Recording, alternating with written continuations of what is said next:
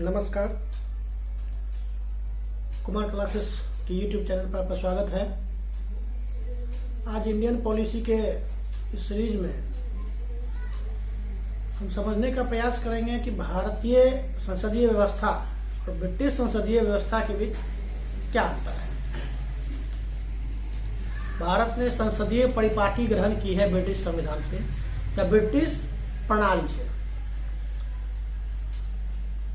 जैसे ब्रिटेन में first pass the post का सिस्टम प्रचलित है, इलेक्शन का यहाँ भी वही है, फर्स्ट पास द पोस्ट का सिस्टम प्रचलित है।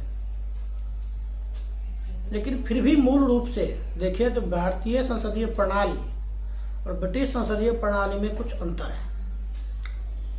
जैसे ब्रिटिश प्रधानमंत्री सदैव संसद के ब्रिटिश पार्लियामेंट के निचले सदन के सदस्य होते हैं, जिसे हाउस ऑफ कॉमन कहा जाता है ब्रिटेन में। जबकि भारतीय प्रधानमंत्री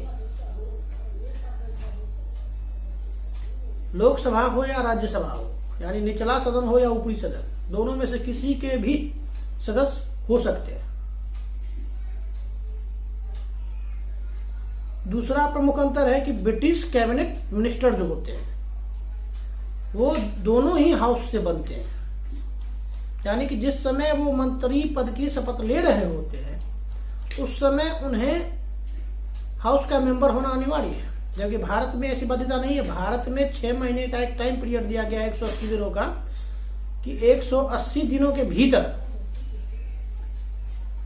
आप संसद की सदस्यता ले लेते हैं तो भी आप मंत्री बन सकते हैं। यानी मंत्री बनते वक्त कोई व्यक्ति संसद का मेंबर हो ऐसा जरूरी नहीं है, लेकिन 6 महीने के भीतर उसे संसदीय सदस्यता ग्रहण करनी होगी। तीसरा अंतर है कि ब्रिटेन में मंत्रियों का कानूनी या विधिक उत्तरदायित्व होता है। यानी अगर वो किसी विधेयक को लाते हैं या किसी भी प्रस्ताव को लाते हैं तो उस पर उसके प्रति उस पर साइन वहां के उस मंत्री का होगा, और उसके उत्तरदायित्व भी मंत्रियों का ही होता है, विधिक उत्तरदायित्व। जबकि भारत में ऐसा नहीं है। भारत में किसी भी प्रस्ताव पर हस्ताक्षर मंत्रियों की ओर से वहां के विभागीय सचिव करते हैं, और विधिक उत्तरदायित्व यहाँ के मंत्रियों का नहीं होता।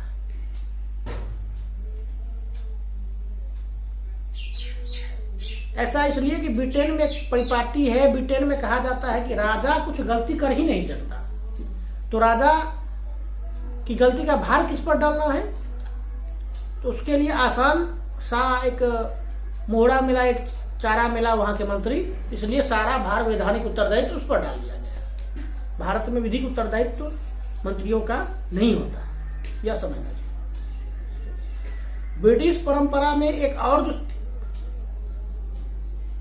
जो एक खासियत है वो वहां के जो महान्यायवादी होते हैं या अटॉर्नी जनरल जो होते हैं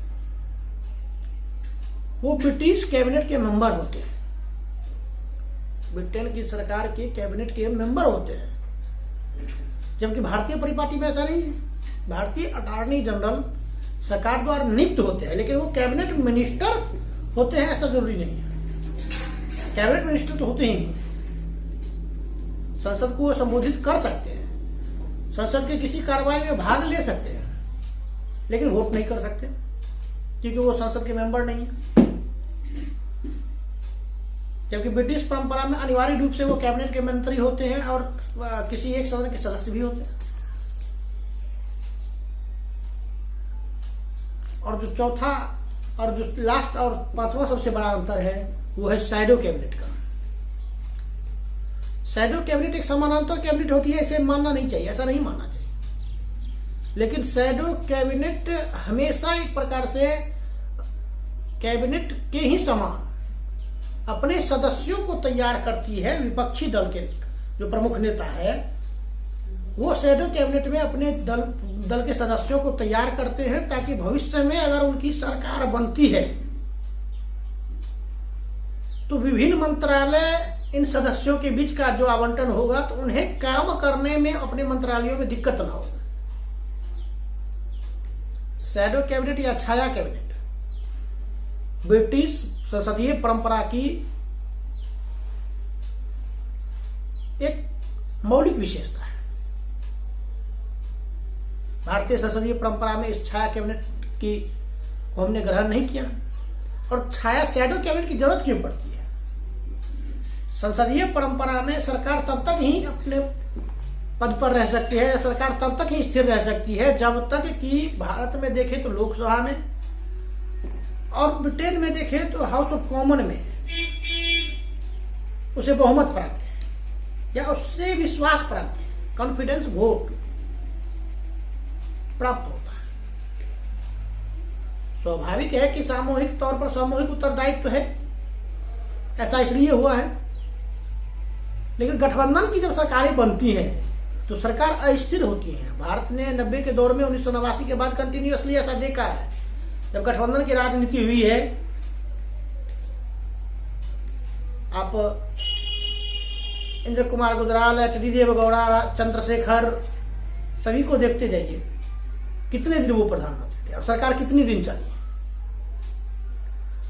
तो सरकारें अस्थिर होती हैं। मैंने पहले की वीडियो में बताया कि स्टेबिलिटी राष्ट्रपति प्रणाली, शासन प्रणाली का एक अच्छा गुण है, जबकि संसदीय प्रणाली में स्टेबिलिटी की अपेक्षा रिस्पॉन्सिबिलिटी ज्यादा होती है। इसलिए छाया कैबिनेट को तैयार किया जाता है, शैडो कैबिनेट को तैयार किया जाता है कि कल को अगर सरकार गिर जाती है और असकमात हमें सरकार बनाना पड़ता है तो हम अपने सदस्यों को पहले से ट्रेंड करके रखें। विपक्षी दल अपने सदस्यों को पहले से ट्रेंड करके रखें कि उन्हें मंत्रालयीय कार्यों को कैसे संभालना है, सरकार कैसे चलानी। तो ये होता है छाया कैबिनेट या शैडो कैबिनेट। आशा करते हैं कि ब्रिटिश संसदीय पार्टी और भारतीय संसदीय प्रणाली में अंतर आपको समझ में आया होगा। वीडियो पसंद आए तो लाइक जरूर करें। धन्यवाद।